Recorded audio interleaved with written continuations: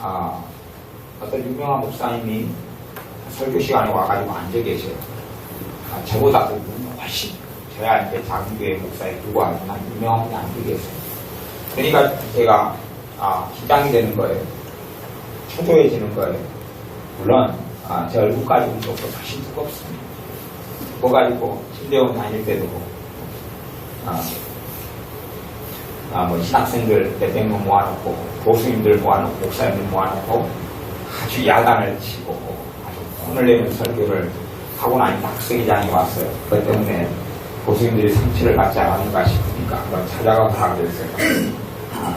교수님과 목사님들이 목사님 혹시 상처 받으시는가요? 전사님 왜 받았습니까? 그게 아니에요. 그래 그런 일들이 있어요. 이게 막 목사님들 모아놓고 교수님들 모아놓고 야단을 치고 혼을 내고 설교해도 얼굴까지 제가 굉장히 뜨거워가지고 그런 가지고는 별로 그런데 근데 본질적으로 제가 설교를 하면서 긴장을 해버리잖아요. 그러면 긴장했다는 것은 대단한 문제는 아닙니다. 대단한 죄는 아니잖아요. 그렇죠? 대단한 죄는 아닙니다. 그런데 제가 긴장을 해요. 그러면 그때부터 성령 역사는 제가 초조해요. 성령 역사는 지금 제가 같은 이야기를 하고 있는 것입니다. 가령 우리 교사님 설교를 해요. 제가 앞에 앉아 있어요. 그분 설교할 수 있을 것 같습니까? 목사님이 내 설교를 어떻게 생각할까? 어떻게 강평하지? 어떻게 하지? 설교 잘 못합니다. 아주 죽을습니다. 제가 도망가고 피해줍니다. 설교를 좀 하시고. 그게 단련되지 않게 연단은 그런 것이에요. 그런데 연단이 되었어요.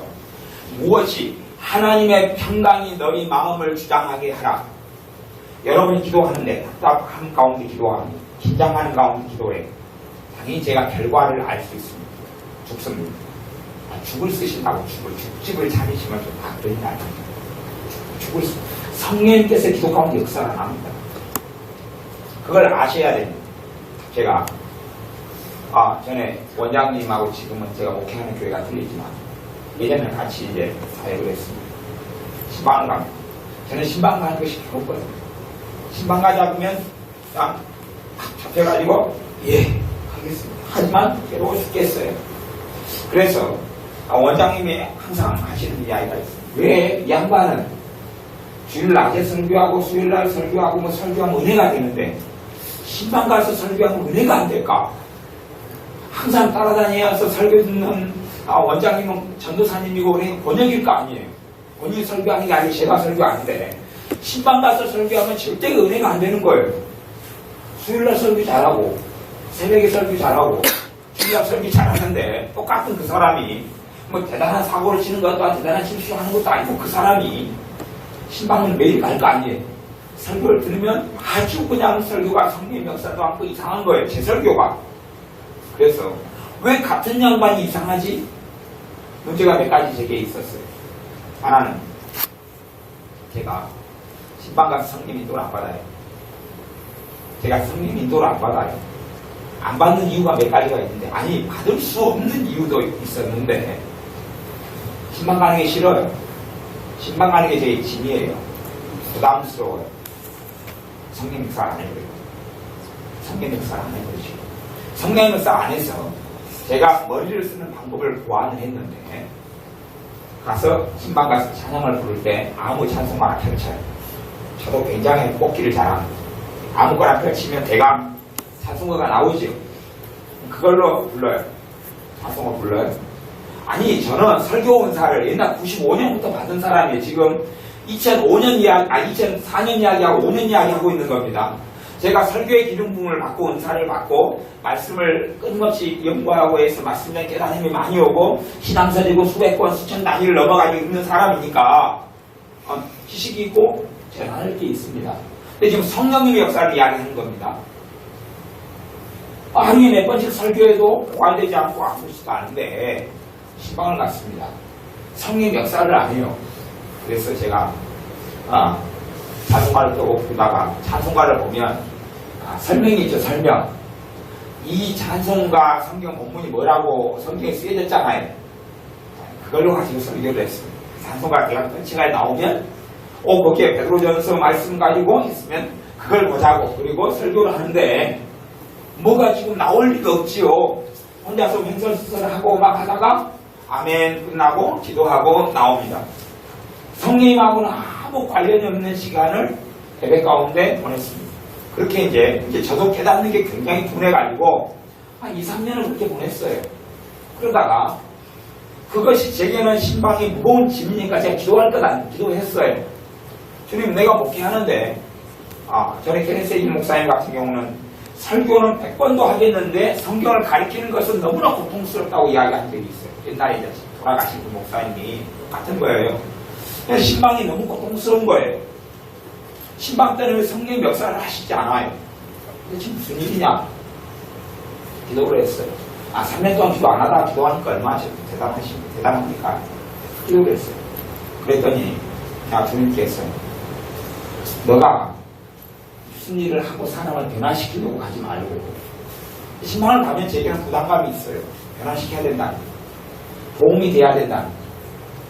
제가 한 달에 한 번 집회를 해도 멀리서 오시잖아요. 뭔가를 줘야 된다는 부담감이 있을까요? 뭔가를 내놔야 되는데 과연 제게서 뭔가를 내놓을 만한 것이 있느냐 하는 거예요. 도대체 내게서 제게서 사람을 변화시킬 만한 능력이 제게 있느냐 하는 거예요. 없잖아요. 없잖아요. 그래서 변화시키는 능력이 있는 우리 주님께 호소하고 주님의 말씀을 전하는 것이지 제가 여러분을 뭐 대단한 예언을 해서 애들 능력이 있어서 변화시킨다고 예언 한번 받았더니 땅이 엎어지고 뒤집어지는 일이 벌어지지는 않는다 그런 말이에요. 그러니 부담감이 있지요. 이게 목회를 하니까 신방을 가면 교인들이 신방을 가서 변화된다는 부담감이 있어요. 달라져야 되고 도움을 줘야 돼. 도움을 줘야 돼. 병이 치료돼야 되고 마귀에서 떠나가야 되고 문제가 있으면 상담을 받으면 해결을 해야 된다는 압박감과 이게 있어요. 그 상태에서 성령이 역사하시지 않다는 말이에요. 그래서 성령께서 이제 나중에 그런 부분을 깨달은 이유가 기도했는데 성령께 기도 가운데 내게 영감을 주셔요. 영감이 뭐냐 하면 내용을 제 말로 푼다면 너가 신방 갈 때 일하고 가지 말고 가족을 만나는 마음으로 가라. 가족을 만나서 그냥 뭘 나눠주는 게 아니고 사랑하는 사람을 만나러 가는 것이다. 너 영적인 가족 아니냐? 그 사람을 너가 만나러 그냥 가라. 나머지 일은 내가 하겠다. 그 말씀을 내가 마음에 받아들이고 제가 받아들이고 평안을 가졌어요. 뭔가를 하려는 것을 멈췄어요. 내가 뭔가를 하려는 걸 멈추고 신방을 가자 그러니까 신방을 갔어요. 그 다음에는 신방할 때 말씀 주시는 거예요. 제가 대단한 신령한 사람이 된 게 아닙니다. 같은 사람이에요. 지금 같은 사람인데 내가 뭔가를 주고 내가 변화시키려 하고 내가 하나님의 역사를 이루려 하고 그 사람을 달라지게 하려 했더니 제 안에는 평안이 없었습니다. 평안이 없었습니다. 성령이 역사하지 않습니다. 기도의 가장 심각한 문제가 뭐냐 하면 지금 오후의 말씀에 기도를 일로 하는 사람은 채워짐이 없다 그랬어요. 기도를 일로 하는 사람은 주님과 만남이 약하거나 거의 없다 그렇게 이야기했어요. 기도를 일로 사명으로 알고 그렇게 뛰어드는 사람은 성령의 기름 부으심과 은사를 통해 기도하는 10%에 가까운 사람은 좀 다른 길을 걷겠지만 나머지의 90%는 너무 버겁고 힘든 길을 걸어가며 기도를 통해서 하나님과 만남과 그 은혜 속에 들어가는 것이 거의 없다 그렇게 오후에 말씀했습니다. 그러면 기도를 해요. 내가 기도를 통해서 일을 하려고 해요. 제가 설교를 통해서 일을 해보려고 했잖아요. 제가 예배를 통해서 일을 해보려고 했잖아요. 성령님과 무관하게 됩니다. 누가 앞섭니까? 제육. 영은 영이고 영은 영이요 육은 무익하니라. 사람의 육으로 하나님의 일을 이룰 수 없다. 제가 제 육인 거예요. 지금 겉에 보기에는 거룩한 일이에요. 예배고 그 다음에 설교고 찬양이고 거룩한 일인데 내가 하려고 그래요. 주체는. 내 몸을 주님께 드리고 신방하는 자리에 제 발로는 걸어가야 합니다. 주님이 저를 태워가지고 안 보내주고 주님이 제 자리에 리모컨 장착해가지고 주님이 버튼 누르니까 제 발이 뚝뚝 걸어가지는 않고 제 발로 그것은 가야 됩니다. 그런데 제가 일하고 사람을 변화시키고 달라지게 만들려는 사명감, 그래서 제가 사명감이 굉장히 위험하다 그렇게 제가 간혹 설교를 하는 때가 있습니다. 그걸 가지면 제 안에 긴장이 일어나고 제가 무슨 일을 하려고 그럽니다. 그리고 제 설교는 역사하지 않습니다. 제 설교가 아니라 주님으로부터 메시지가 오지 않는다 그 말입니다. 은사가 있는데, 설교 은사가 있는데, 주님으로부터 가르치는 은사를 받았는데, 오질 않아요. 고장이 났어요. 그때는 고장이 나요. 수요일날 설교할 때는 되는데, 그까지 연장이 받아서 마음을 지키는데, 무릇 지킬 만한 것보다 내 마음을 지켜라. 생명의 근원이 이에서 납니다. 몇 가지 해석이 되지만, 그 중에 기본적인 해석은, 내 마음이 지켜질 때, 지켜지는 것을 가장 기본적인 모양은 평안입니다. 내 마음이 지켜지는 상태가 될 때, 생명의 근원이 성령님이시고 주님이시죠. 주님으로부터 생명의 역사가, 평안의 역사가 나타납니다. 은혜의 역사가 나타나고 생명이 나타납니다. 사랑이 나타나요. 그런데 우리의 마음이 평안하지 않아요. 내 마음이 평안하지 않고 불안하고 초조해요. 여러분이 근심이 가득 찬 상태에서 기도해보세요. 기도를 얼마나 재미나게 하실 수 있나요? 한번 해보시죠. 해오셨잖아요. 그 경험을 생각해보세요.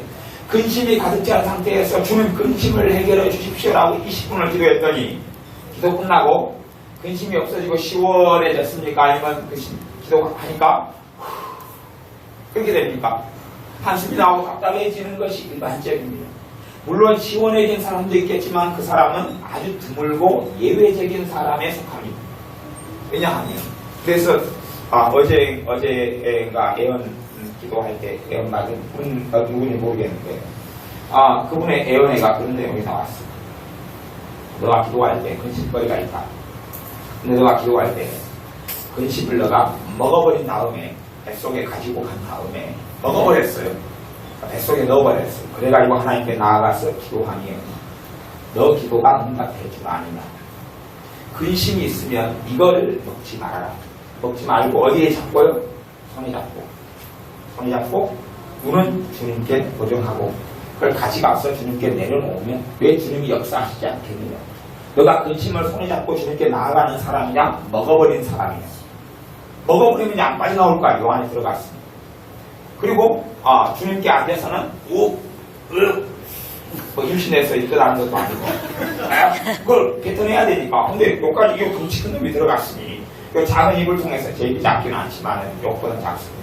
여기 나오려니까 안 나오는 것이 안 나와요. 그래서 우리의 기도가 역사하지 못할 때가 너무 많습니다. 내가 기도하기 전에 내 마음의 상태는 평안으로 만들어놔야 됩니다. 그래야지만 그때부터 성령의 역사가 나타나기 시작. 반드시 그렇습니다. 제가 설교자니까 그냥 설교를 예로 든 것이고 일상생활이니까 기도를 예로 든 것이고 어떤 문제를 만나서 반드시 내 마음을 평안하게 만들어 놓아야 성령님의 음성을 들을 수 있습니다. 어떤 문제를 만나서 내가 두려움에 함몰돼 버리면 성령님의 음성을 들을 수 없습니다. 내가 어떤 문제를 만나서 절망이 내 안에 들어와 버리면 유감스럽게도 성령님의 역사가 하나님의 역사와 사랑이 나타나지 않습니다. 그걸 정말로 중요하게 알아들으셔야 됩니다. 물론 그게 본문은 찾아볼 계획이 없습니다만 사도 바울의 서신 같은 경우에 아무데나 펼치면 데살로니가 후서 1장 2절을 제가 가보겠습니다. 데살로니가 똑같은 이야기인데 사도 바울 서신의 거의 전반 1절, 2절 이런데 뭘 말씀하냐면 하나님 아버지와 주 예수 그리스도로부터 은혜와 평강이 너에게 있을지어다 라고 선포합니다. 그 선포하는 이유가 몇 가지가 있는데 자 봐보세요. 말씀을 지금 듣고 데살로니가 교회가 데살로니가 후서를 받았어요. 그 하나님의 말씀이 역사하고 깨달아지고 믿어지고 능력이 되려면 말씀을 읽기 전에 무엇이 심령 속에 역사해야 되냐 하면 은혜와 평강이 역사해야 돼요. 그래야 그때부터 말씀의 역사. 여러분이 성경 읽기를 하시는데 성경 묵상 그걸 하시는데 성경을 붙잡고 펼쳤어요. 근데 여러분의 마음이 긴장되고 쫓겨요. 빨리 5분 안에 끝내야 되는데 10분 안에 끝내야 되는데 초조해요. 긴장돼요. 퀴즈를 해요. 주님 맡기 시간 30분 보내 아무것도 없어요. 했다는 만족감은 있을 줄 몰라도 여러분의 주님의 평강이 내 안에 없을 때는 성령님의 역사가 나타나지 않습니다. 그걸 기억하셔야 됩니다. 근데 많은 사람 여러분의 신앙생활을 돌이켜보십시오. 분명히 어제나 오늘이나 대단히 거룩해진 것도 아니고 대단히 죄를 지은 것도 아닌데 어제는 기도가 죽을 쓰고 오늘은 잘 되고 어제는 잘 되고 오늘은 죽을 쓰고 그 차이가 있다면 도대체 무슨 일이 내 심령 안에 일어나고 있는지를 확인하셔야 됩니다. 확인하셔야 돼요. 제가 설교자들에게 가는 묻습니다. 긴장될 때 설교가 되시냐고 묻습니다. 물론 그냥 자기 힘과 자기가 원고를 써가지고 자기 머리에 계산을 하는 설교는 상관없겠지만 성령님께서 역사하시고 도우시는 부분에 있어서 설교는 어떻게 되느냐?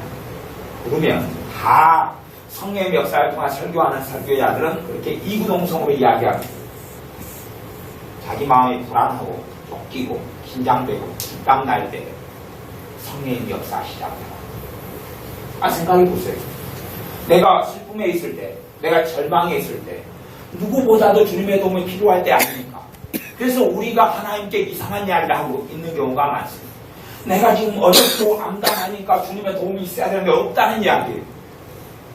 사실은 내가 하나님의 은혜를 받을 수 없는 상태가 되어져 버리고 만 것입니다. 무슨 말이냐면 절망에 내가 쌓여 있으면 중심이 누구겠습니까? 나지요. 내가 주인된 자리에 서 있는 시간이 내가 주인이라는 확증을 하고 있는 것이 성령 역사하지 않습니다. 설교를 한다 그러면 내가 긴장하고 초조해요. 이 복음을 전하는 일의 주체가 누구다는 이야기입니까? 말씀을 전하는 주체요? 자기라는 이야기입니다. 자기, 내가 한다. 내가 복음 속에 어떻게 주님께서 역사하시고 성령님 역사하시느냐 하는 이야기입니다. 여러분의 자식의 문제가 생겼어요. 문제 생겼어요. 그러면 자식의 주인이 여러분입니까? 자식의 주인이 주님입니까? 주님이지요.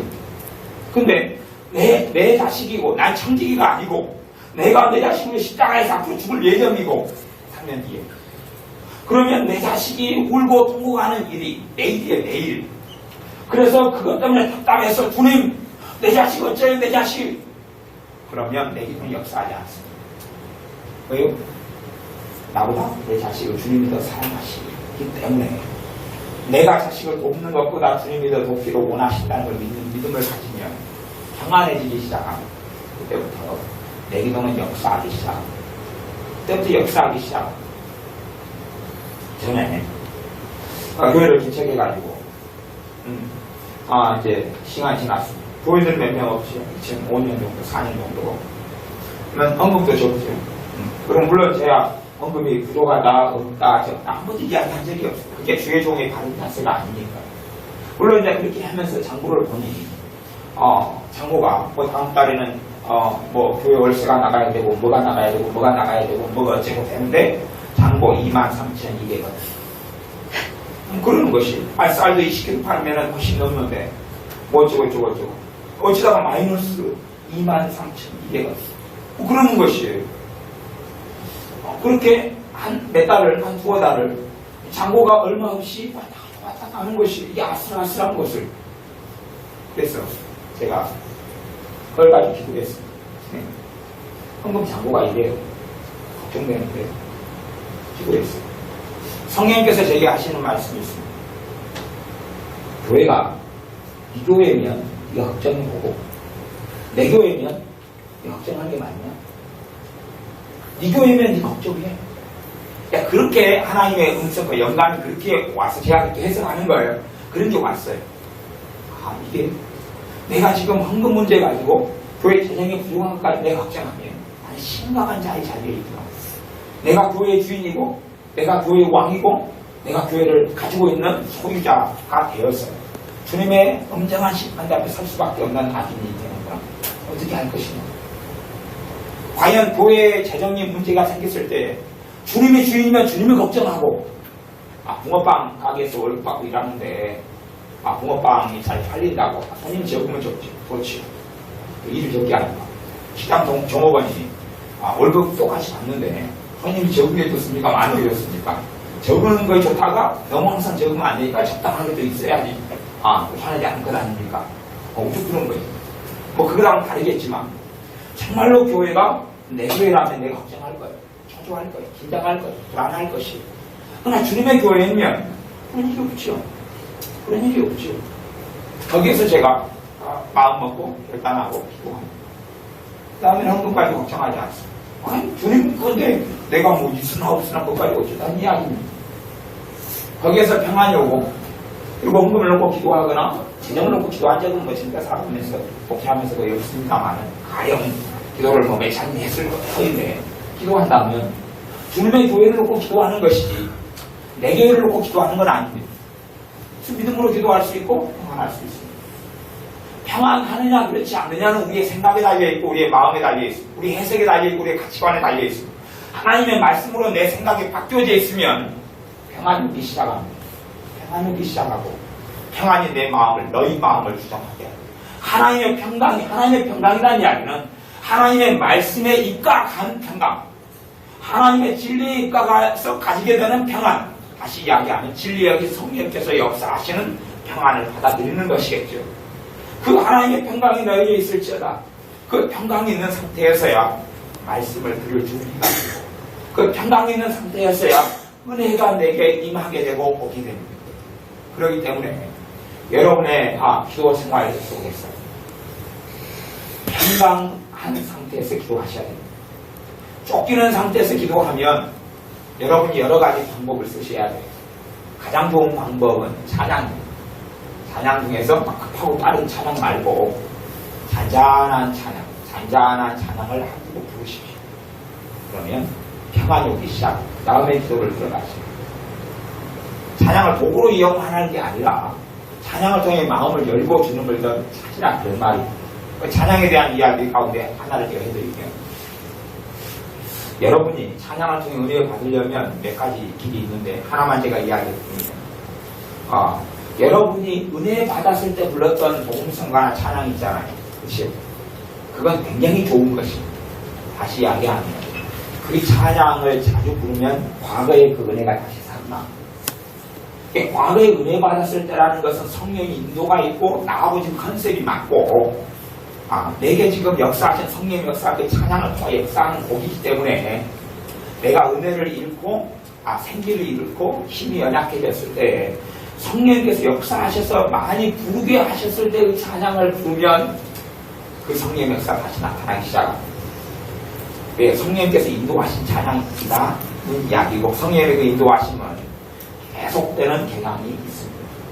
물론 내가 은혜가 떨어지면 그 곡이 지루할지 몰라도 지루함을 넘어서 믿음으로 한다면 다른 은혜를 보게 됩니다. 보게 예방이고. 그래서 여러분이 찬양을 부르다 보면 마음이 평안해지기 시작합니다. 그리고 이제 기도를 들어가면 여러분의 기도를 성령님이 돕기 시작합니다. 성령님이 도우셔요. 여러분의 기도를 성령님이 도우셔요. 그래서 기도 가운데 성령의 인도를 받기가 쉽고 열매를 거두게 됩니다.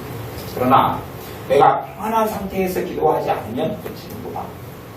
어떤 때 은혜가 안 되냐 하면 옆에 박 집사님이 앉아 있어요. 저 사람하고 나하고 기도에 경쟁자예요. 그러면 나는 발악을 하고 기를 쓰고 기도할 것 아닙니까? 저 사람보다 세게 기도해야 되니까. 둘 다 육적인 전쟁을 치르게 되고, 그 다음에 영적으로 고갈이 일어나, 기도가 끝났는데 영적인 고갈이 일어나, 답답함이 일어나, 굉장히 암담함이 일어나. 사실 여러분이 성령의 역사 속에서 기도를 존중하신 줄 내가 인정하겠습니다. 있거나 말거나. 그러면 성령의 역사 가운데 탄원하고 간절히 기도하는 기도를 여러분이 하셨다 그러면 반드시 하나를 깨닫고 계셔야 됩니다. 무슨 말이냐? 성령님께서 역사하시는 강력한 기도에는 제 말로 표현을 하자면 전문용어입니다. 사전 찾아보시면 됩니다. 밀당이 있더라. 다시 이야기하면 성령의 역사하신 기도에는 흐름이 있더라. 다시 이야기하면 성령의 역사하는 기도는 밀물과 썰물이 있더라 하는 것입니다. 성령의 역사하는 기도는 강하게 막 한 1분, 2분 기도하다가 다시 부드럽게 뒤로 빠집니다. 부드럽게 빠져요. 갖고 잔잔하게 기도하다가 다시 강하게 갔다가 잔잔하게 갔다가 이걸 한다 그 말이에요. 성령의 역사하는 기도를 해보신 분은. 그러나 성령의 역사하는 기도를 깨뜨리는 좋은 방법이 있는데 강하게 나오면 계속 강하게 해보십시오. 성령의 역사 딱 끊어냅니다. 그 다음 혼자서 이제 치고 장구치고 맹구를 치다가 나 기도가 끝나. 그리고 탈진이 나고 힘들고 지쳐요. 성령님이 역사하는 기도를 하려는 사람은 반드시 고물도 계속 당기면 끊어지죠. 여러분, 지혜로운 사람들은 집에서, 믹서기 사용하시잖아요. 믹서기 있으면 그냥 안 갈아지니까 계속 50분을 누르고 막 있습니까? 아니면 열받으면 끊어옵니까? 열받으면 끊어지요. 그러다가 좀 식으면 또 켜지요. 그것과 똑같다는 사실을 기억하셔야 돼요. 왜냐하면 성령님이 역사 속에 기도하더라도 내 육체를 가지고 몸을 가지고 기도하기 때문에 성령님께서는 이 자연적인 흐름을 따라갔어요. 강하게, 약하게, 강하게, 약하게. 그렇게 할 때 성령의 흐름 속에 능력 있는 기도를 할 수가 있습니다. 너무 강하게만 나가면 사람이 자꾸 육이 작용하기 때문에 다시금 조급해지고 급해지고 힘들어요. 제 원리를 설명하자면 힘들어지고 다시 정욕이 생겨나고 내 육정이 섞이게 되는 일이 벌어져요. 다시 부드럽게 다시 후퇴를 하고 잔잔하게 기도를 하고 찬양을 하거나 잔잔하게 기도를 하거나.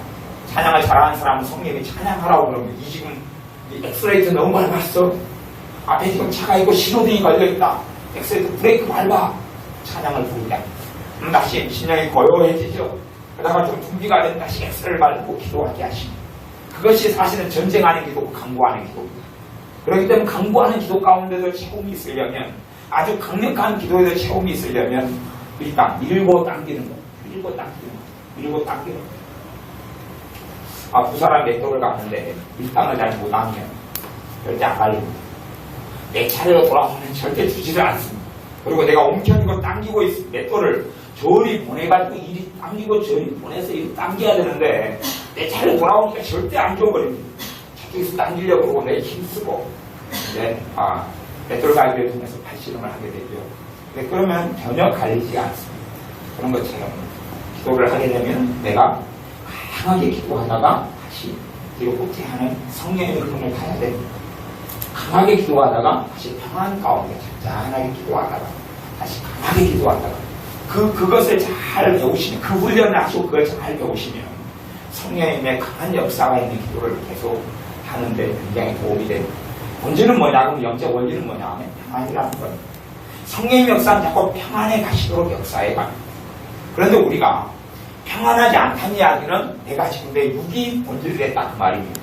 내가 평안하지 않다는 이야기는 주도권을 지금 내가 쥐고 있다는 사실입니다.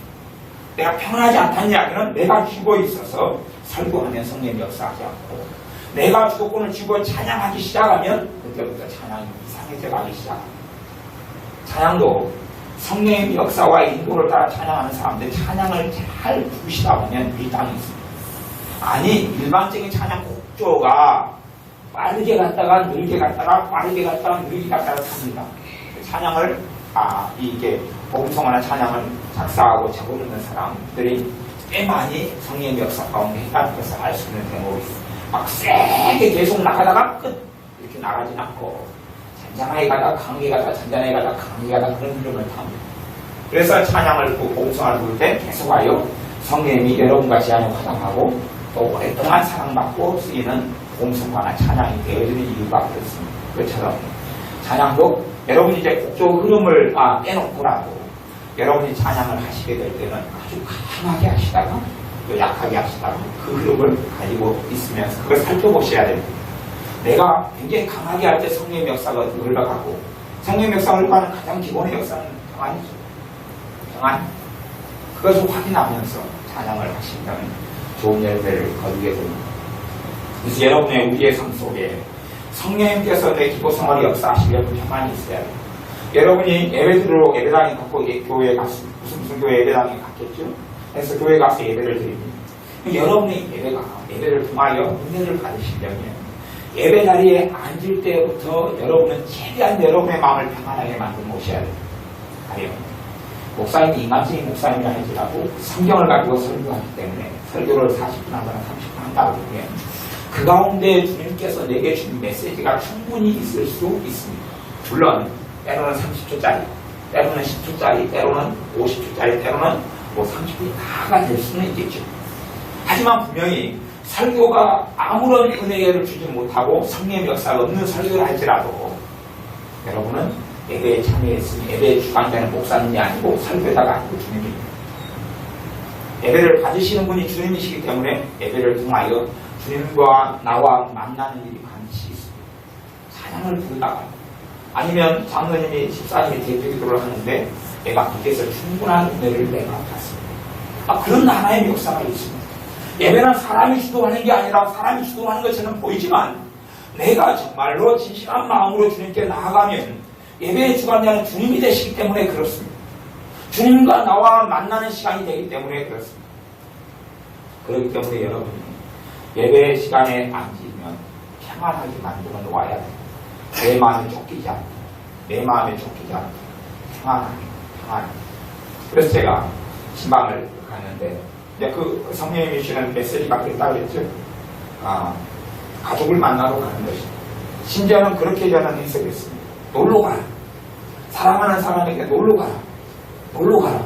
이게 제게 맨 처음에 들렸던 영감이나 메시지는 놀러 가라는 식으로 들렸어요. 제게는.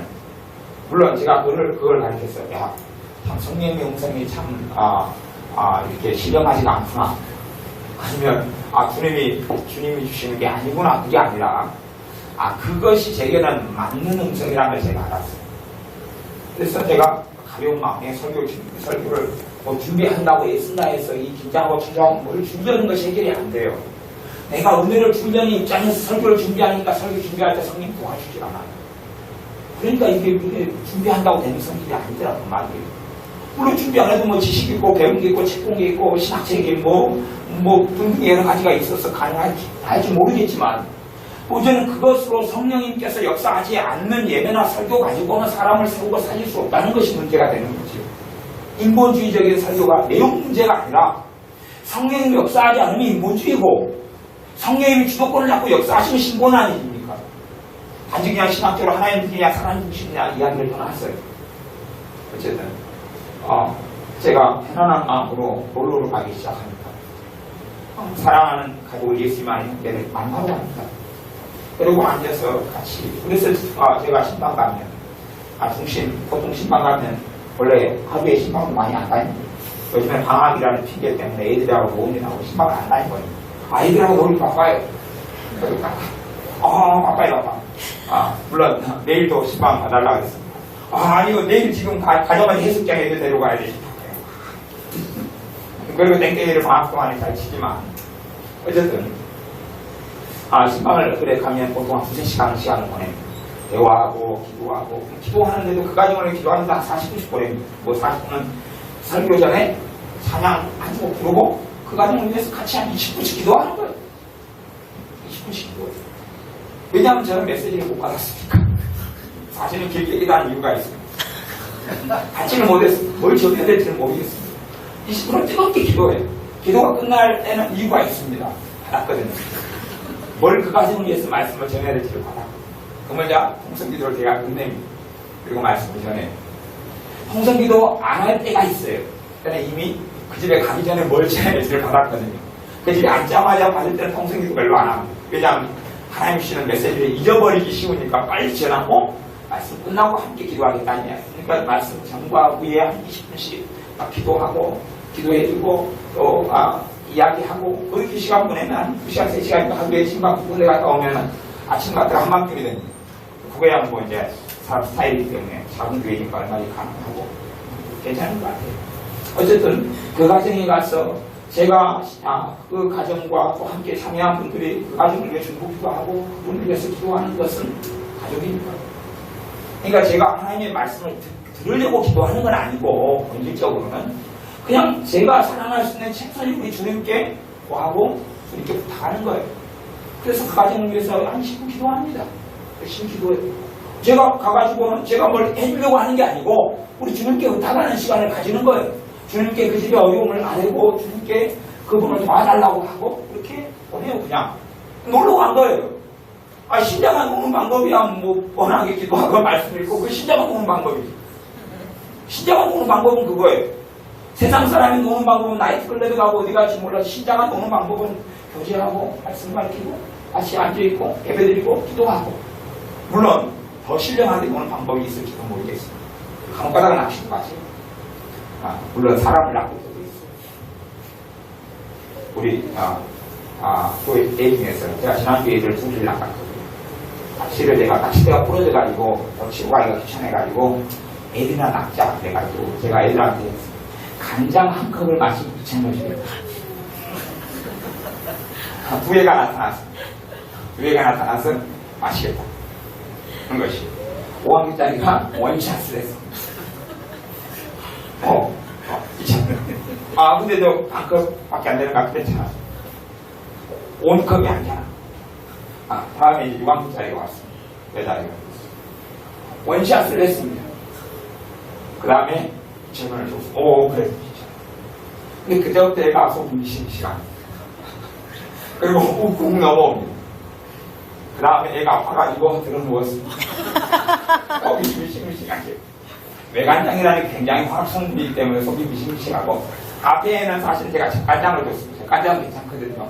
얘는 멀쩡하고 반컵이고 얘는 온컵이고 외간장을 마셔. 속이 미싱미싱하고 애가 누워가지고 그러고 있는 모습입니다. 애 엄마가 제 선생님을 들어서 목사님 얘가 문제가 있어요. 얘가 힘을 못 쓰고 개걸 그래요. 내가 애들 있는 사람 많이 같이 하고 개 엉덩이를 차지. 욕심 부는 거 회개해 이 자식아. 애기들 밖에 가해. 그러니까 그 전부터 애가 욕심 실리기가 좋아했거든요. 그걸 회개하니까 이제 가장 먼저 나오고 많이 들었어요. 다 쏟아버리고 영적 상태가 훨씬 좋아졌어요. 이건 지 욕심 버리고 지가 알잖아요. 엄마 훔치겠으면 하면 부리고 지가 몰래 숨겨놓고 언니들 팬티 있으면 팬티 지가 다 입고 숨겨놓고 걔 가방을 보면 가방에 양말 5개가 들어있는데 좋은 양말 다 챙겨서 넣어놓고 실을 열심히 회개를 해야죠. 그래서 제가 다시 1,000원만 줬습니다. 오바이트 했잖아. 내가 2,000원이 아니야. 1,000원. 두 개를 낚시를 했습니다. 자꾸 하나 회개시키고 이게 제가 걔네들 몸개다 40분 나가고 되니까 또 거기 있는 대여를 잡는 편입니다. 낚시를 수리 못하면 애들이나 낚아야 될 것 같아요. 그럼 누가 간장 먹어야 되나? 우리 안에 평안이 있으면 성령의 역사가 있습니다. 우리 안에 평안이 있습니다. 하나님이 사람을 괴롭히거나 우리 안에 슬픔이 있는 사람을 안 도와주고자 하는 게 아니라 슬픔의 상태에서는 내가 주도권을 쥐고 있다 그 말입니다. 슬픔의 상태에서는 내가 주도권을 쥐고 있어서 주님이 도우실 수 없는 상태가 됐다는 것을 아셔야 됩니다. 왜 주님께서 나를 위해 십자가에서 물과 피를 쏟으신 그분이 나를 안 돕겠느냐 하는 사실입니다. 그런데 내가 평안하지 않은 상태 도우실 수가 없습니다. 부담스럽게도 도우실 수가 없습니다. 그걸 경험하셔야 됩니다. 여러분 가보세요. 자식이 절망에 쌓여 있습니다. 여러분이 위로의 말을 부모로서 해줍니다. 먹혀 들어갑니까? 안 먹혀 들어갑니까? 안 먹혀 들어가죠. 절망에 쌓여 있습니다. 하나님의 성령을 나타나도 받아들일 수가 없습니다. 들어가지 않습니다. 들어가지 않습니다. 우리가 그런 것입니다. 아이가요. 여러분이 두 아이를 키운다고 가정해 보십시오. 그러면 하나는 평안해요. 사랑해주면요. 그 사랑이 쭉 흡수합니다. 하나는 얘가 외로워요. 왕따의 마음으로 살아가요.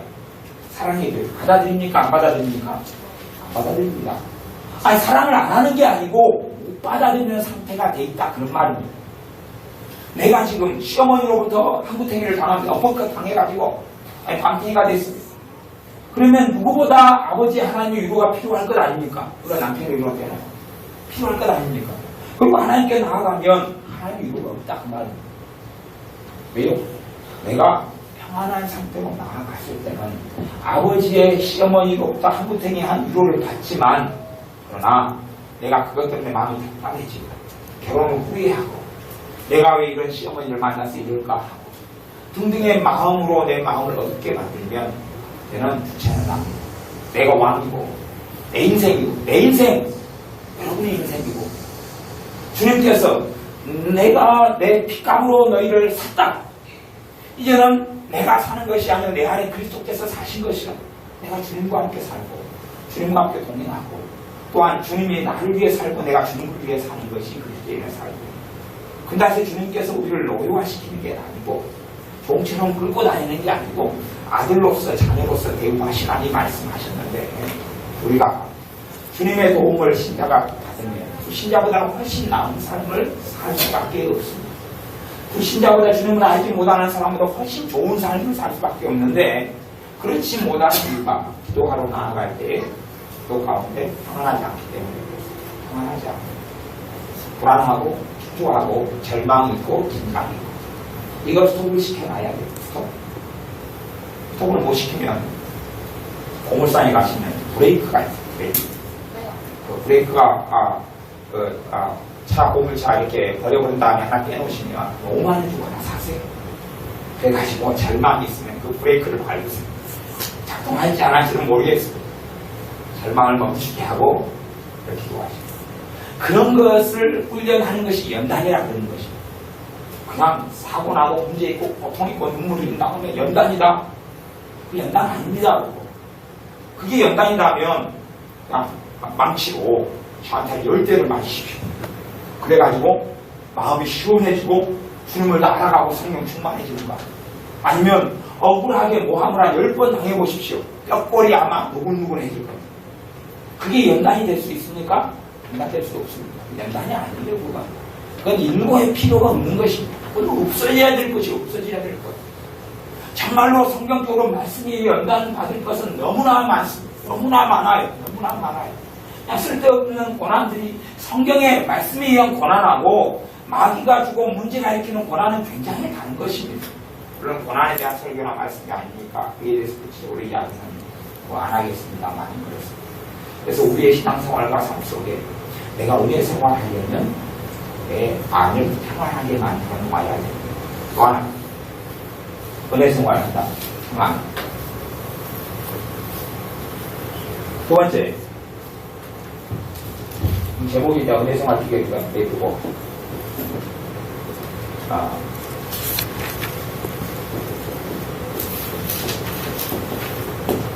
오후의 말씀이어서 그런 것이 성령님의 인도를 받는 삶이다. 성령님의 인도와 역사와 하나님의 역사가 있으려면 하나님의 사랑을 누리려면 사람의 종에서는 벗어나야 됩니다. 사람의 종으로 살면 누릴 수 없는 것이 굉장히 많습니다. 사람의 종으로 살면 누릴 수 없는 것은 너무너무 많은데 점점점 잃어갑니다. 점점점 잃어갑니다. 한국 사회는 효도하는 사회고 부모를 섬기고 모시는 사회입니다. 하지만 성경에서 부모 공경, 성경에서 하는 효도하고 그 다음에 한국의 유교가 이야기하는 효도는 아주 다릅니다. 물론 제가 인천에 있는 순복음교회 목사님이 효를 강조하고 설교하시는데 그분이 말씀하신 효에 대해서 제가 설교를 안 들어봐서 무슨 효를 이야기하는지 모르겠어요. 성경의 효인지 유교적인 효인지 두 개를 작동했는지는 모르겠어요. 그러나 성경의 효도와 하나님 말씀의 효도는 아주 다릅니다. 최소한 다른 것은 유교적인 효도는 부모님을 모시고 사는 것이고 성경의 효도는 너희가 부모를 떠나가지고 아내와 한 몸이 되어 사는 게 성경의 효도입니다. 떠나라는 것이고 유교는 들어가라는 것이고 그러니 아주 다릅니다. 그냥 부모를 모시고 살 수 없느냐? 아니요. 얼마든지 살아야 되고 살 수 있지요. 근데 살 수 있으려면 조건이 몇 가지가 필요한데 그중에 첫째는 자식의 가정에 부모님이 오는 것입니다. 부모님의 가정에 자식이 가는 게 아니에요. 그 차이가 뭐냐 하면 자식의 가정에 부모님이 오면 가정의 주도권은 부부가 가지고 있습니다. 부모님이 가지고 있지 않고 부부가 가지고 있고 섬기지만 가정사 결정을 부모님이 할 수가 없습니다. 왜요? 가정생활의 주체는 이 부부이기 때문에 그렇습니다. 그런데 유교적으로는 집에 들어가고 결혼생활을 해요. 모든 삶의 통제를 시어머니, 시아버지 아니면 어머니, 아버지가 한다면 그건 유교적인 것이 성경적인 것이 결코 아닙니다. 나중에 야곱도 이삭을 섬기지 않습니다. 나중에 가나안 땅에 돌아와서도 따로 삽니다. 따로 살아요. 그런 건 굉장히 많습니다. 요셉도 모신다 그러지만 재정적으로 경제적으로는 모시지만 따로 살아갑니다. 그런 차이점이 많이 있어요. 그러면 어떤 며느리가 예수님 믿습니다. 또 어떤 아들이 예수님 믿습니다. 온건하고 성품이 좋습니다. 그러면 부모님이 자식에게 요구합니다. 내 지금 병원에 가야 되니까 좀 태워주라. 내가 지금 개를 키우니까 개밥 사와라. 저분은 그런 일이 없지. 어떤 개 키우는 일이 있어서 개밥 사와라 하면 이제 마트에 가서 개밥 사가지고 서비스를 해야 됩니다. 그러면 사실은 문제가 뭐냐면 그것이 사람의 종이 되는 거죠. 사람의 종. 사람의 종이 되는 것입니다. 이 사람의 종이 되어져 살아가면 가장 심각한 문제가 뭐냐면 그 부모님을 전도할 수 없다는 사실입니다. 부모님은 전도받지 못합니다. 여러분이 경험해서 알 것입니다. 여러분이 회사 동료들이 있다고 가정합니다. 회사 동료들이 있어요. 한 사람이 성질이 고약합니다. 그래서 무슨 결정을 내리고 회식한다고 하면 땡땡땡거리고 시비를 겁니다. 그 집 음식은 어떻고 맛은 어떻고 시비를 겁니다. 그런 고약한 사람이 있다고 가정해요. 그러면 그 회식을 결정해야 됩니다. 그래서 회식 가자 그러면 분명히 사람들은 누구에게 의견을 묻느냐 하면 이 고약한 사람의 의견을 묻습니다. 안 묻습니까? 묻습니까? 그래. 묻지요. 무슨 말이냐 하면 고약한데 이 사람은 존중을 받습니다. 이해되시는지 모르겠습니다. 지금 이 사람이 무섭거든요. 또 빽빽빽거릴 것 아닙니까? 그래서 기호가 어찌되냐, 이건 괜찮냐 설득을 하고 의견을 묻습니다. 안 그러면 땡땡땡거리고 경기를 탈 거기 때문에 그렇습니다. 이 문제가 생깁니다. 다시 이야기하면 사람이 내가 부모님을 전도하려면 부모님이 나를 존중하게 돼야지만이 내가 전하는 복음은 효력이 있고 능력이 있게 됩니다. 부모님이 나를 존중할 수 있게, 존중이에요, 존중. 부모님이 나를 인격 대 인격으로 사람으로 존중할 때 다시 이야기하면 내 의견을 묻고 내 견해를 묻고 내가 지금 개밥이 필요한데 개밥을 사가지고 와라. 일찍 결혼하고 성인이 되고 가정이 있어요. 개밥을 좀 필요한데 내 힘으로는 안 되겠다. 그러니 너가 좀 사와줄 수 있느냐라고 묻는 것은 전혀 다른 것입니다. 그런데 다시 이야기하면 하나는 선택권이 없고 하나는 선택권이 있어요. 선택권이 없을 때는 그리고 거기에 순응하고 따라가면 사람의 종이 되어집니다. 그리고 여러분이 아무리 전도하고 부모님을 위해서 영혼을 하고 기도해도 인간이 웃기가 쉽습니다. 일상적으로 응답받는 걸 제가 보지 못했어요. 왜냐하면 내 마음대로 자식을 조종할 수 있어요. 내가 가라 그러면 가고 오라 그러면 올 수 있어요. 다시 이야기하면 가보세요. 지금 예수님의 사람들은 다 하나님의 종으로 살아가야 됩니다. 목회자든지 아니면 성도님이든지 간에 다 하나님의 종입니다. 본질적으로, 신학적으로, 말씀적으로, 본질적으로 하나님의 사람으로 주님의 제자로 살아가야 됩니다. 그런데 누가 어떤 사람이 그 하나님의 제자와 사람으로 살아가 있는 사람 조종합니다. 와라, 가라, 와라, 가라. 그러면 아주 심각한 죄를 짓게 되는 것이 무슨 죄냐 하면 하나님의 종을 자기 종으로 부리는 것이, 자기 노예로 부리는 것이기 때문에 이 사람의 죄는 심각해져 가고 죄가 심한 것만큼 마귀 역사는 많고 마음은 강팍해져 갑니다. 마음이 강팍해져 가는 갈수록 성령님의 역사를 받아들일 수 없는 상태가 됩니다. 과거의 바로 왕처럼 아주 강팍해져 가기 때문에 그래서 하나님의 말씀은 선지자들을 통해서 구약성경이 하신 말씀은 너희의 마음을 그의 음성을 듣거든 너희 마음을 강팍하게 하지 말아라고 계속 공부합니다. 하지만 내가 사람을 이용하고 조종하고 하나님의 자녀들을 조종하고 이용할 때부터는 내 마음은 아주 완악해져가고 강팍해져 갑니다. 10년을 했어요. 하나님께 돌아오지 못합니다. 그런데 힘든 이야기지만 부모님을 요구해요. 그것이 요구가 두 가지 요구의 차이점이 있다는 걸 아셔야 됩니다.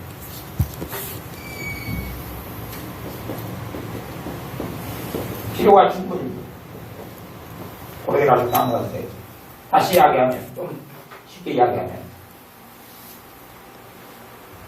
약식으로 이야기하면 필수냐 선택이냐 그리고 아니면 필수냐 복지냐 무슨 말 이해되십니까? 가령 어머니가 쌀이 없습니다. 쌀 좀 사주라. 해야 됩니까? 안 해야 됩니까? 반드시 해야 됩니다. 그건 하나님이 기뻐하시는 부모 공경입니다. 필수거든요. 필수거든요. 근데 쌀이 있습니다. 용돈을 또 한 달에 20만 원 드렸습니다. 아니, 특별하게 필요 있는 게 아닙니다. 그런데 본인이 20만 원을 마음대로 써버렸어요. 그 다음부터 돈 달라 그러면 그건 뭡니까? 복지죠, 복지. 그 부분은 안 됩니다. 아니, 정확히 안 된다는 게 아니라 그건 여러분이 기도하는 가운데 할지 말지를 선택하셔야 된다 그 말입니다. 계속 그렇게 풀서비스를 해주게 되면 그 영혼을 잃게 됩니다. 여러분이 그런 부분에서 분노를 배우셔야 돼요. 그게 강인한 사람, 강건한 사람이 안 된다. 안 됩니다, 어머니. 안 됩니다. 너 이번 애들 데리고 시댁에 온나? 애들 보고 싶다. 그건 복지입니까? 아니 필수입니까? 복지. 예? 그거 복지입니다. 그거 복지. 애들 데리고 온나? 못 갑니다. 못 갑니다. 못 갑니다 해야 돼요. 나중에는 또 두 번, 세 번 전화해서 데리고 온나 보고 싶다. 못 갑니다. 그렇게 해야 시어머니 영혼을 살리게 됩니다. 이해를, 여러분이 그 원리를 이해를 못 하시는 사람들이 있는데, 제가 이게 부러지도록 옛날에만 이야기하고 요즘에는 바빠서 이야기를 안 하는 겁니다. 오늘 이제 제가, 다 끝나는 시간이니까 서비스를 조금만 해드리죠. 그래서, 물론 그런 간증들과 그렇게 해서 하나님께 변화하고 돌아온 사람들이 제게는 그런 간증들이 많습니다. 제가 이제 시어머니가 안 계시고, 또 다른 시어머니 모시고, 부모님 모시고 사는 사람들 이야기 말이죠. 그렇게 가르치고, 그렇게 하고, 그렇게 돌아옵니다. 가장 중요한 것은 내 부모님의 영혼을 어떻게 살릴 수 있느냐 하는 것이, 개박을 어떻게 사줄 수 있느냐, 그녀의 마음을, 어머니의 마음, 부모님의 마음을 시원케 가지고 수박을 어떻게 한 등을 갖다 줄 것이냐의 문제가 아니라, 그들의 영혼을 어떻게 살릴 수 있을 것이냐, 살리려면 부모님이 내 말을 귀담아 들을 수 있게 만들어야 됩니다. 부모님이 내 말을 귀담아 들을 수 있게. 그래서 제가 세상 말로 아까 이야기한 것입니다. 땡땡땡땡 걷는 사람의 의견을 존중한다고. 그 사람이 지혜가 없고 헛소리를 해도 물을 수밖에 없습니다. 왜? 그것이 존중의 시작이기 때문에 그렇습니다. 그런다고 우리가 다 땡땡땡 해서 경비를 타라는 이야기는 아닙니다. 그런데 아닌 것은 아니다고 이야기할 때, 그때 이제 나중 되면 부탁을 안 돼요. 부탁을 해요. 왜? 지금 가보세요. 우리가 가정을 꾸리고 살아가면 주체는요, 부부가 됩니다. 부부가 주체예요. 주체가 부부고, 주님께서 나를 성령 역사를 통하여 부부를 이끌어 가셔야 돼요. 우리 부부가 걸어갈 길을 부모님을 통해서 역사해가지고 나를 이끌어가는 게 아니라는 사실입니다. 부모님이 성령 충만한 사람이면 조금 참조를 할 수 있을 것입니다. 근데 부모님이 안 믿어요. 그녀를 통해서, 아버지를 통해서, 어머니를 통해서 하는 것이 어떻게 성령의 역사하겠습니까? 하지만 반드시 필요는 채워드려야 됩니다. 반드시 그건 해드려야 돼요. 아니, 겨울돼가지고 덮은 이불이 없다면 해드려야지요. 임대료가 없다면 드려야지요. 그런데 욕심을 부려가지고, 잘못해가지고 어떻게 했다 그러면 그것을 생각하고 기도해보고 지혜를 구해야 될 일에 속하게 됩니다. 제가 OX에 무슨 답이 있다는 이야기를 하는 게 아니라 원리를 이야기하고 있습니다. 그러면 가보세요. 시어머니가 계속 전화가 왔어요. 전화 받으면 불편하죠. 아주 불편해요. 거기에서 내 문제가 있을 수 있고 아니면 부모님의 문제가 있을 수 있습니다. 내 문제는 내가 마음을 바꾸고 부모님을 사랑하고 섬겨드려야 되지만 부모님이 계속하여 나를 연락하고 내 종으로 만들어가는 문제에 있어서는 내가 그걸 거절하고 거부해야 됩니다. 그렇게 될 때 내가 부모님에 대해서 사랑하는 마음이 거꾸로 생겨나기 시작합니다. 계속하여 끌려다니면 부모님에게 전화가 오면 내 안에 생기는 게 뭐냐 하면 분노가 생깁니다. 여자들 안에는 분노가 생겨요. 히스테릭이 생겨가지고 누구에게 파이어를 쏩니까? 만만하니까 남편에게 파이어 쏘면 시커멓게 끄스러져가지고 그런 남자들이 시커먼 이유는 파이어를 잘 당하기 때문에 시커멓게 끄스러져가지고. 그러니 내가 정말 내 기도가 부모님을 위해서 역사하려면 부모님에 대한 분노, 한이 풀어져야 됩니다.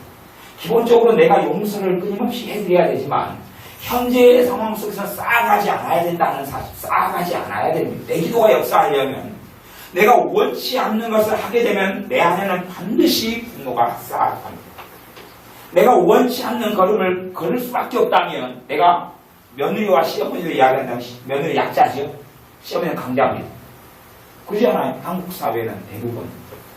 그러면 약자는 강자가 요구하는 것을 해나갑니다. 안에 뭐가 쌓여요? 분노가 쌓여요. 분노가. 부부간 관계도 참 어려운 게 그런 것입니다. 한 사람은 강자고 한 사람은 약자입니다. 한 사람은 끌려가고 한 사람은 끌고 갑니다.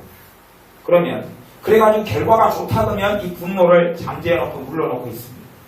문제는 끌려가고 따라갔는데 가자 그래가지고 갔는데 결과가 안 좋습니다. 분노가 슬그머니 머리를 치며 옥수처럼 올라옵니다. 그래가지고 파이어 쏘게 됩니다. 그때부터 문제는 내가 남편을 위해서 하는 기도가 역사하지 않는다는 사실. 거꾸로 어떤 집은 아내가 집을 끌고 갑니다.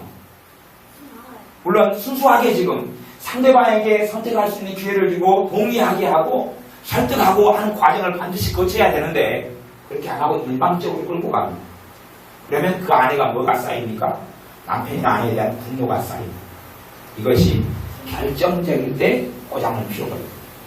결정적일 때 무슨 말이냐면 제가 예전 입장에서 만났는데 남편이 자기를 끌고 갑니다. 끌고 가요. 끌고 가니까 아내가 뭐가 쌓여요? 불만이 쌓이고 쌓이죠. 이 남자가 이제 큰 문제가 생기게 됩니다. 누가 기도해야 됩니까? 자기가 기도해야 돼. 이 사람은 믿음이 없고 자기는 믿음이 있으니까 기도해야 되죠. 근데 이 집사님이 하는 이야기입니다. 네가 당해봐야 정신을 차리죠. 아니, 우리 제가 이야기, 아니 집사님, 남편에게 사고 나면 집사님도 같이 가는 거예요. 부부인데, 자식이 있는데, 남편이 사고 나고 남편이 뒤집었으면 집사님은 안 뒤집었을 것 같습니까 도대체? 근데 그 설득이 잘 안 먹히는 이유가 쌓였거든요. 한이 쌓이고 징후가 쌓이고 믿음이 쌓이고 그냥 바른 길을 끄고 간다 할지라도 가보세요. 여러분 자식이 밥 먹기 싫어해요. 밥 먹기 싫어하니까 밥을 먹어야 아이가 클 거 아닙니까? 그래서 밥 먹기 싫어하는 아이에게 입을 잡습니다. 쫙 쬐입니다. 그래가지고 멸치는 꽤 좋은 거잖아요. 멸치를 입에 집어넣어줍니다. 하나를 넣었습니다. 씹어라. 내가 안 씹습니다. 오냐 그래? 그러면 내가 씹게 해주마. 입을 창창창 멸치에다 안 씹어줍니다. 그래? 좋은 방법이 있지. 이게 멸치 왕창 넣습니다. 우리 엄마가 씹습니다.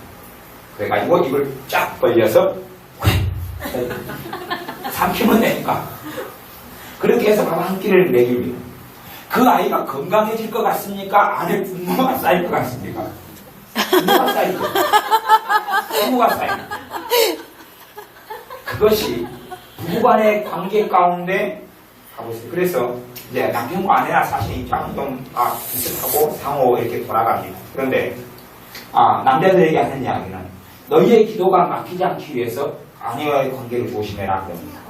그러니까 자기는 기도가 열린다고 생각하지만 하나님은 응답 안 하겠다는 이야기거든요. 거꾸로도 이야기가 맞습니다. 거꾸로도. 집안에 따라서 남편이 끌고 가는 집안도 있고 아내가 끌고 가는 집안이 있습니다. 그럼 제가 그 부부 사이에 저는 그냥 옛날 92년도부터 부부 상담이 그렇게 들어와요. 20몇 살 때부터. 부부들이 그렇지 않은 부부들인데. 그래서 제가 부부들이 보면 성께 지혜를 주신 말씀 주신 이야기 해줍니다. 지금 남편 당신이 하는 일이 맞습니다. 당신이 하는 일이 맞습니다. 그런데 하나님의 때와 하나님의 타이밍이 있는데 아내를 설득하십시오. 그걸 하나님이 기뻐합니다. 한 몸이어서 당신이 가면 가능이 찢어질 겁니다. 한 몸이니까 한 달에는 자기는 가고 안 가니까 확 찢어질 거 아닙니까?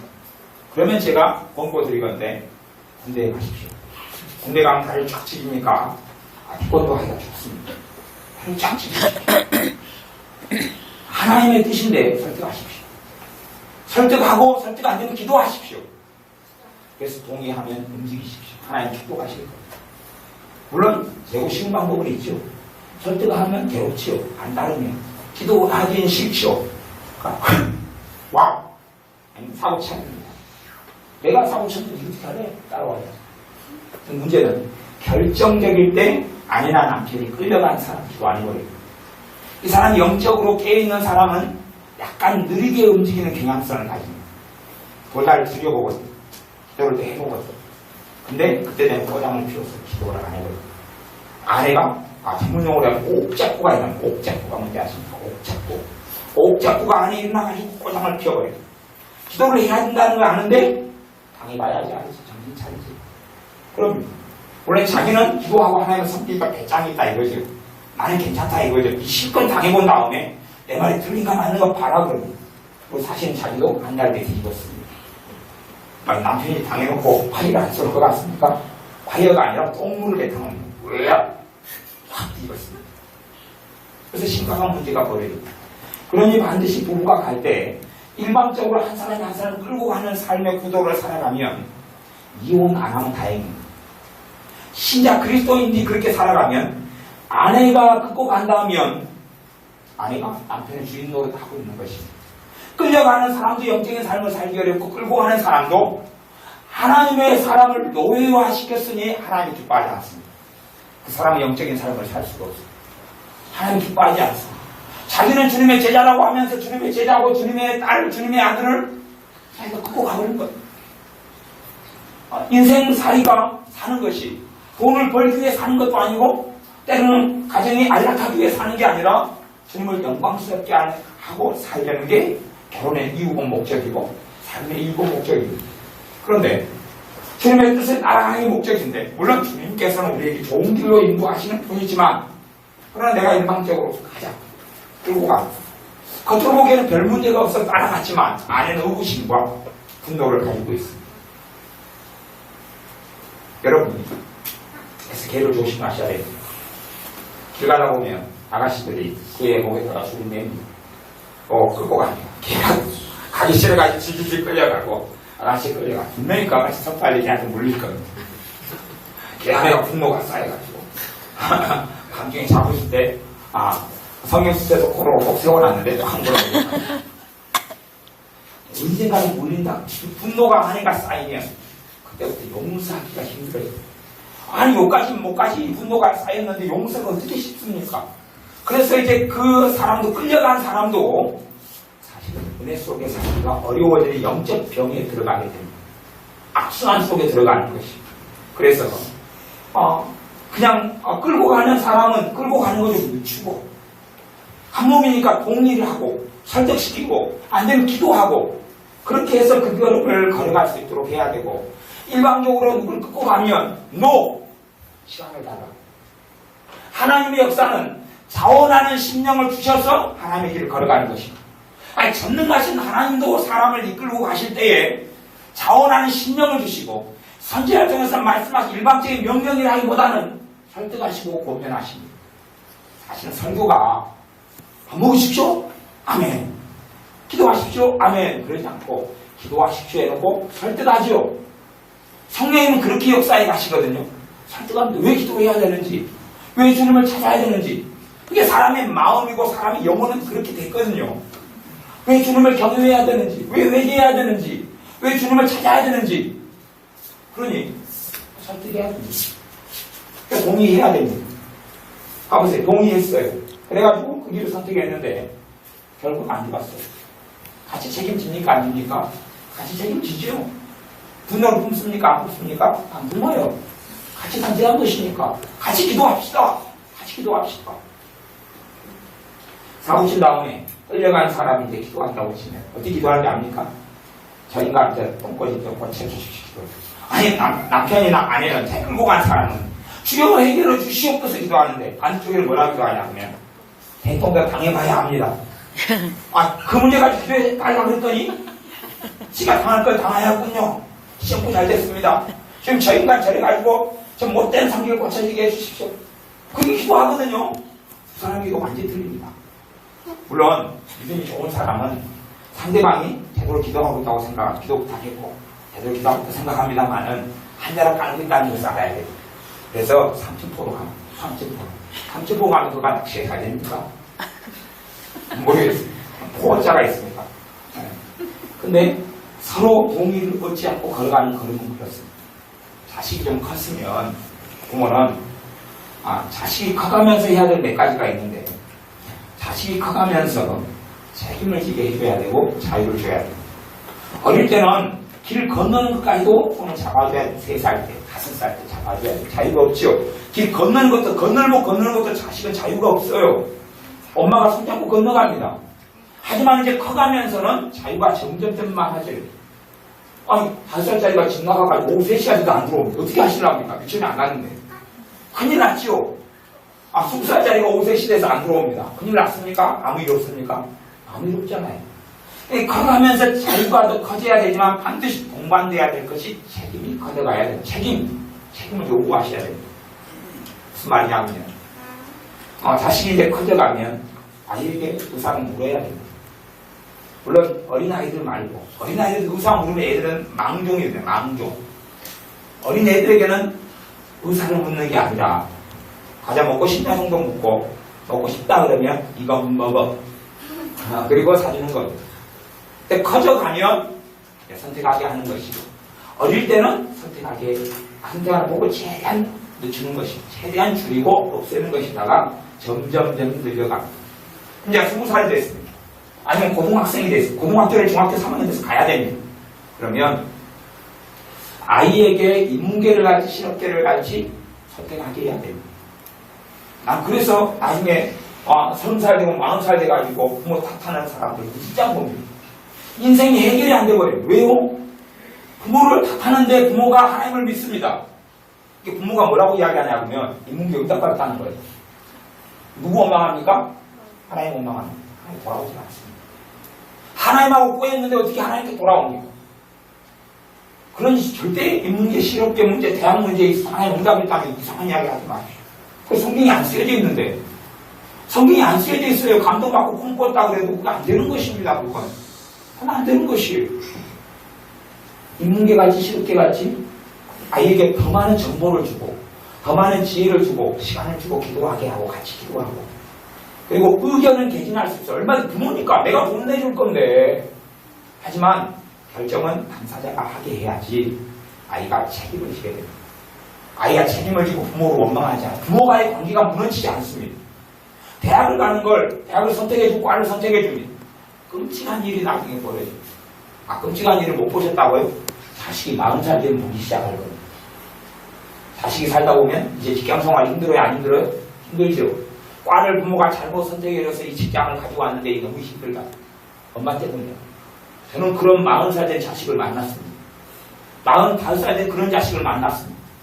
그렇게 원망하더라고요. 참 꼴이 잘 갔다. 집 아빠가 준 돈으로 대학 나와놓고 계속 원망하네. 물론 그 자식의 문제지만 그래서 소스를 부모가 제공하는 것이고 부모에게는 끊임없는 고통이 될 수밖에 없습니다. 결혼을 하게 되면 틀린 거 틀렸다고 이야기해야 되지만, 그러나 지혜를 주고 기도하고 하나님께로 응답받았으면 설득하고 그리고 기도하십시오.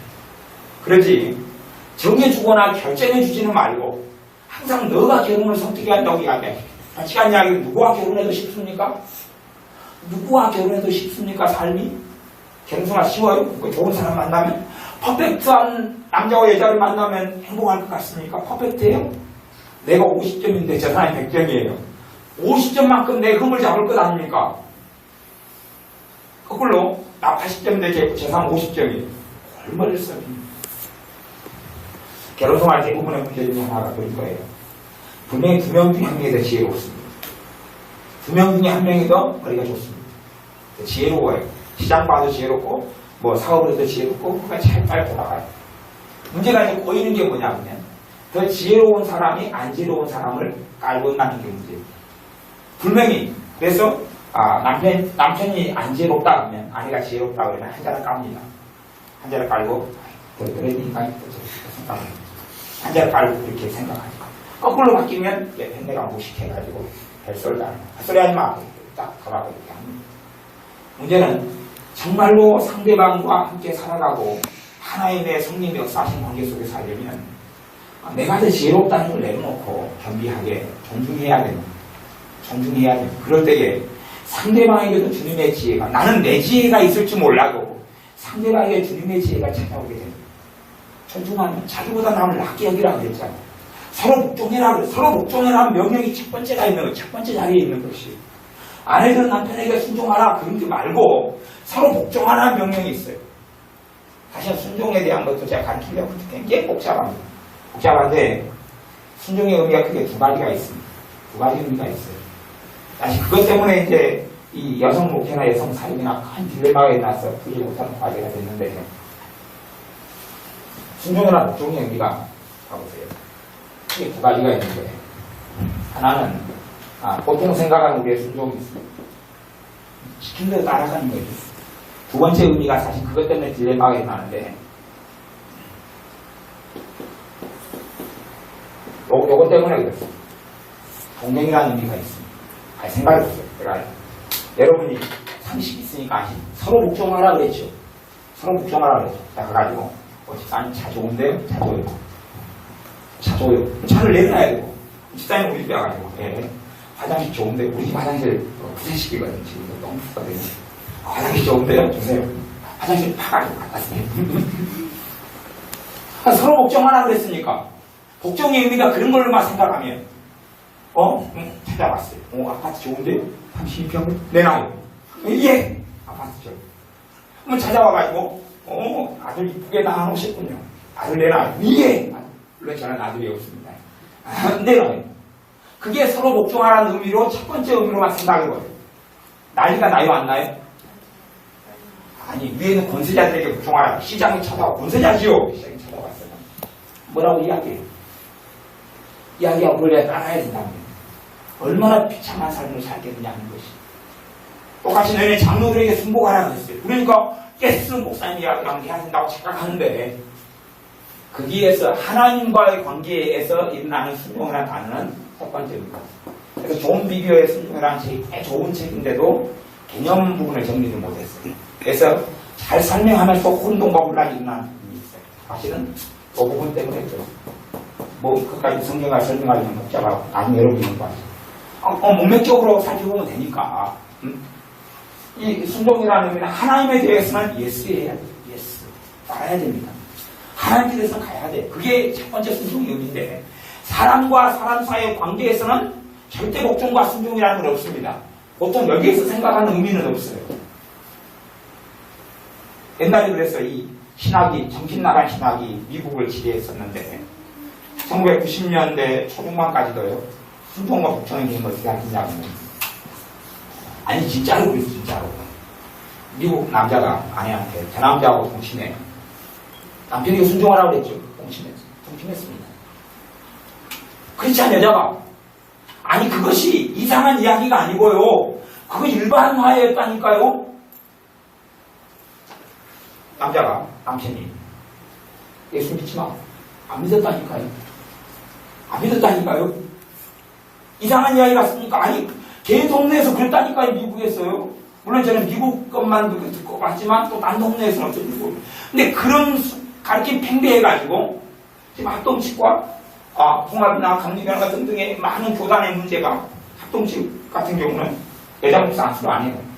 아니 근데 우리 교회도 옛날에 지금 모교회도 그런 스타일이었기 때문에 개혁칙이고 지금 학동이고 그랬는데 여자 대표기도 안 시켰습니다. 존 메가더 같은 양반은 세대주의자인데 그 양반은 지금도 여자 성가대 운동 못 세운다고 해요. 대표기도 NO! 설교 절대 안 돼! 여자 사회문제 못합니다. 왜요? 지금 이 개념에서 잘못돼가지고 그렇습니다. 그래서 여자들에게 마음대로 요구한 여자는 일시에서 자기 노예로 삼을 수가 있었습니다. 여자는 남편들에게 복종하라, 순종하라. 그게 아니라 존경하라는 이야기입니다. 존경하라. 그래서 주체는 누굽니까? 성령님의 인도가 본질입니다. 성령님께서 이끌어가는 게 본질입니다. 주님 앞에는 여자나 남자나 차별이 없다. 종이나 자유자나 차별이 없는 문제다. 주님 앞에는 지체가 다릅니다. 남편이 손이면 아내는 다리지요. 다리를 다리가 잘하고 손이를 손이 잘하는 것이죠. 그래서 아내들은 남편에게 복종하라는 아내들 남편에 복종하는 메시지 전에 서로 복종이 있어요. 첫째는 교회 안에 있습니다. 재밌습니다. 교회 안에 가면 박수사님이 이야기합니다. 그럴 때 오세요. 예. 그럴 때가 그러면은 집사님이 이야기합니다. 좋아. 지금까지 나는 물심을 했단 말이지. 팥빙수 한 그릇 해오세요. 예. 내가 파리바게트 가서 팥빙수 5,000원짜리 여기 있습니다. 물심을 시켰다. 팥빙수야 이제. 좋아. 서로 복종하라 그랬으니까. 좋아. 그렇단 말이야. 그 성경에서 하지 말라는 이야기 없잖아요. 청년대접하는 힘쓰라고 그랬잖아요. 그죠? 좋아. 팥빙수 파리바게트 10분 걸리는데 망고는 10분 있어요. 순천 잡아요. 엑스포역을 잡아요. 엑스포역 가서 순천 가는 기차 티켓 끊어오세요. 예, 택시 타고 갑니다. 7분 걸립니다. 왕복 14분 걸리고 택시 3,900원씩 합하니까 실제 800원 나옵니다. 그거 기차표에 들어갑니다. 좋아. 그래. 순천만 가가지고 별구를 한번 하고 오세요. 순천만에 별구 가려면 9시에 만원짜리 봐야 됩니다. 순천만에 들어가서 돈 내고 들어가서 순천 쫙 끝머리 가가지고 밤 12시에 도착합니다. 좋아. 파키스탄에서 전화합니다. 오시오. 얼마나 더 오세요? 5천만원 더 오세요. 그래? 광주 갔어요. 광주 장미꽃이 많이 있는 공원에 가서 사진 한 장 찍어 오세요. 광복까지, 여수에서 광복까지 1시간 42시간 걸립니다. 왕복 한 개씩 먹고, 여기서 그리고 왔다 갔다 이동하니까 바로 제일 갔다 오고. 교회 안에서 서로 복종하라고 해요. 그게 그 복종의 의미가 하나님께 순종하고 복종하는, 아니, 기본적인 단어는요. 같은 단어가요. 순종, 이거 말장난하는 사람이 많은데, 영어로는 그렇지 않아요. 순복, 복종이 같은 단어입니다, 이게. 영어로는 뭐 같이 되어 있어요. 같은 단어예요. 대단한 차이가 있는 단어가 아닙니다. 말장난을 해가지고 뭐 어떤 거 순순하게 따르고 어떤 것은 뭐 따르기 싫어서 따르고 막 그런 게 틀린지 아닙니까? 옛날에 이렇게 배웠는데 저는 연구해 보니까 장난치는 거였어요. 구분하면 복잡합니다. 순종, 순복, 순종 다 같은 단어입니다. 그럼 교인들에게 하나님께 하듯이, 물론 주님께 하듯이 하라 그랬어요. 종들은 상대들에게 주님께 하듯이 하라 그랬어요. 주님께 하듯이 하라. 그런 것이 본질은 성령의 인도하심과 이끌림 속에서 주님의 기뻐하신 뜻 가운데 행하는 것이지, 노예가 돼가지고 종이 돼가지고 행하는 것은 절대 아니에요. 하기 싫은 걸 하면 아내가 뭐 같으면 분노 같으면 뒤집어 버린다니까요. 완전 파이어를 쏴버린다니까요. 그래서 설득하고 인정하고 동의를 받아야 됩니다. 그렇기 때문에 내가 정말 시어머니를 내가 사랑하려면 시어머니의 요구에 내 마음에 자원함이 생길 때까지 기다려야 돼요. 내 안에 자원함이 생길 때. 대신에 필요는 내 생각을 고쳐야 됩니다. 필수적인 것은 내가 말씀에 의해서 회개해야 되고, 곧장이 틀렸으면, 뱃속이 틀렸으면, 그리고 섬겨야 되고 사랑해야 됩니다. 근데 복지의 문제에 있어서 없어도 살 수 있는 거 있잖아요. 없어도 살 수 있는 복지의 문제에 있어서는 내가 자원함이 있을 때 동의해야 돼요. 그래서 노를 먼저 하는 것이 필요합니다. 아니, 어머니 지금 시간이 안 되겠어요. 노한 다음에 내가 부모님을 정말 사랑하는 것이 무엇인가? 내가 선택하면 분노가 있어요, 없어요? 없어요. 선택하면. 노하고. 그 다음에 생각해봤더니, 어머니가 자식들 데리고 오라는데 손주들 보고 싶은 모양이구나. 다시 한 시간 되지 마요. 굳이 않을지. 어머니 그러면은, 내일 정도 시간이 되니까 대입하면 바뀌죠. 어머니도 좋고, 나도 분노가 쌓이지 않습니다. 그리고 이제, 며느리가 만만하지 않구나. 노하네? 그리고 노예가 얼짜나 있는데 한 시간 뒤에도 좋다네? 그리고 의견을 물어봅니다. 지금 시간이 어찌 되느냐? 그리고 내가 어머니 교회에 나옵시다. 그리고 생각해보고. 근데 내가 만만하면 하나님 있습니다. 니나 하나님 잘못다, 니 하나님. 장난치고 하나님을 조롱합니다. 내가 존중받는 자리를 차지해야지만이 그 영혼을 살릴 수 있습니다. 내가 존중받아야지만이 남편과 아내 사이에 남편을 전도하려면 첫째 길은 물론 기도 복음을 전하고 변화시키지만 내가 존중받아야 됩니다. 아내를 멸시하고 짓밟고 있는 상태에서 아내가 전하는 복음을 절대 쓰지 않습니다. 오히려 하나님을 욕하고 저주합니다. 아무리 기도한다 해도 그는 더 강팍해져 갑니다. 생각해보세요. 이스라엘에게, 아브라함의 후손에게, 아브라함에게 너를 축복하는 자를 내가 축복하고 너를 저주하는 자를 내가 저주하겠다고 했어요. 그러면 누가 주님의 자녀에게 내게 한 것이 너에게 한 것이 주님께 한 것이 내게 한 것이니라 그랬는데 주님의 딸에게 저주하고 욕하고 비난했어요.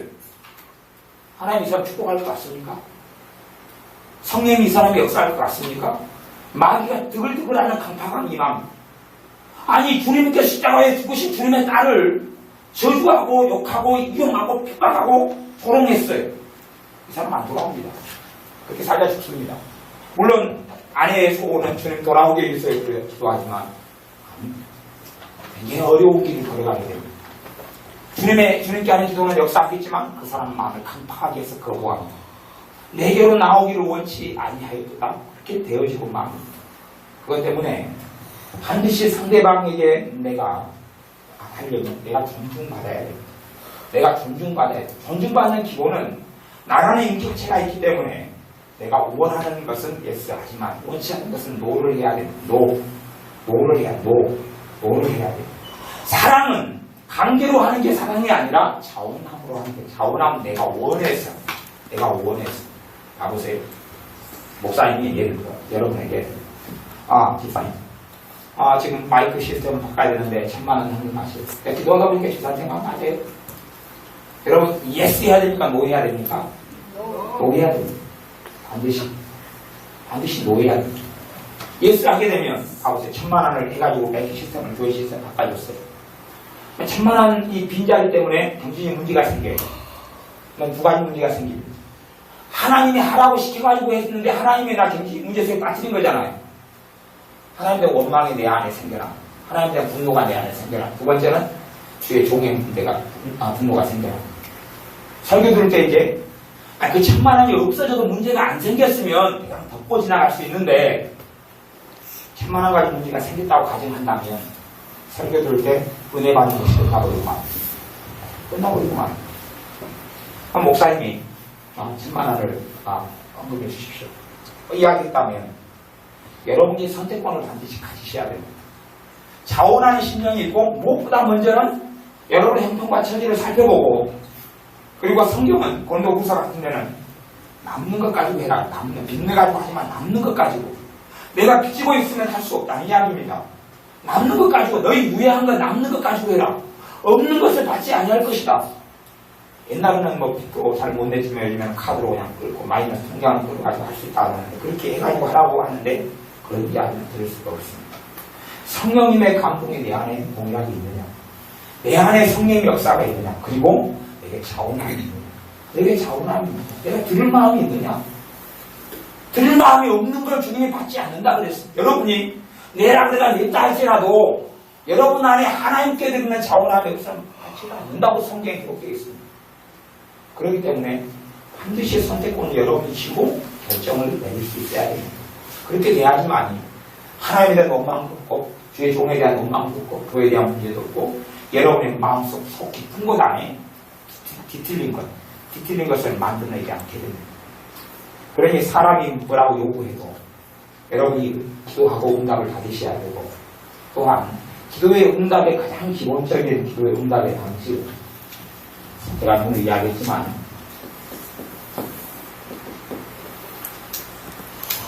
지혜라 그랬어요. 기도의 하나님의 응답은 즉흥적인 게 별로 없어요.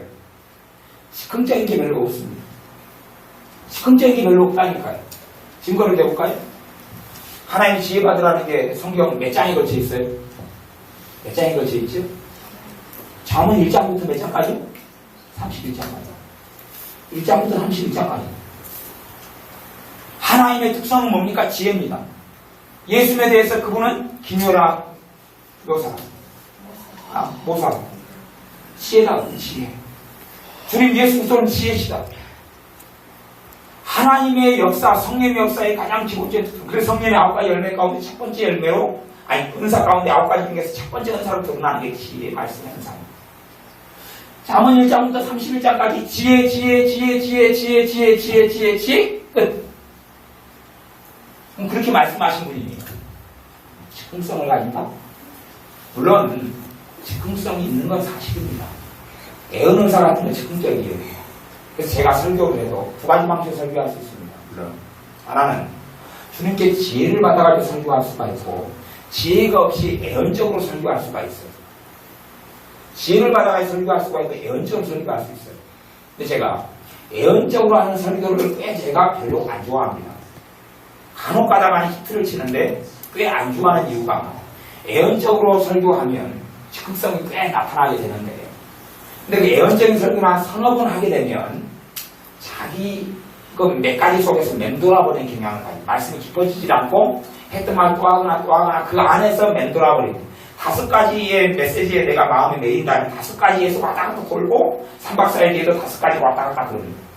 그래서 애언적인 건 특별한 데는 필요한데 애언적인 설교가 사람을 세울지 못할 때도 있고 세울 때가 있습니다. 말씀이 깊어지려면 천천히 지혜가 하나님께 와가지고 그 지혜로 해서 말씀을 증거하고 전할 때 세우는 것처럼 물론 그 설교자니까 제 입장을 이야기하는 것이고 하나님의 기본적인 응답의 컨셉이 성경을 통해서 보면 지혜라는 것을 알아야 됩니다. 지혜로 옵니다. 그래서 하나님께 응답이 오는 사람은 상식이 있어요. 상식, 커먼센스, 상식이 있어요. 대화가 통하고 말이 통합니다. 하지만 극단성을 가지고 다른 영을 가지거나 다른 성령의 역사가 아닌 경우는 말이 안 통합니다. 대화가 안 통합니다. 말이 안 통해요. 설득이 안 됩니다. 오장을 피웁니다. 자기는 무조건 가야 되겠다는 겁니다. 아니 성경이가 아무개는 그 길로 가라 그랬으면 가십시오. 그게 없다면 기다려야 되고 기도해야 됩니다. 성령의 역사는 지혜로 오는 게 가장 일상적입니다. 그래서 앞뒤 꼭지가 보이게 되는 거예요. 앞뒤 꼭지가 보여요. 예산 세우는 것이 주님이 반대하는 것은 아닙니다. 예산 세우는 이야기를 주님의 비유 가운데 하시잖아요. 그런 것처럼 여러분의 삶 가운데 첫째 평안을 가지고 마무리합니다. 평안을 가지고 기도해야 됩니다. 평안이 여러분의 마음을 주장하게 해야 돼요. 언제든 가장 시급하고 위급한 때일수록 성령의 센스가 작동하고 그분의 음성을 들으려면 그분의 인도와 이것이 받으려면 평안의 상태를 만들어라. 빚쟁이가 여러분을 쫓아옵니다. 빚을 5천만 원 갚아야 됩니다. 도망갑니다. 주님의 도우심 받으려면 도망가면서 뭘 만들어야 돼? 평안하게 만드셔야 돼요. 도망가면서 평안하게 만드시면 저렇게 해결하거나 일일이 피해야 되겠다. 그런 것이 옵니다.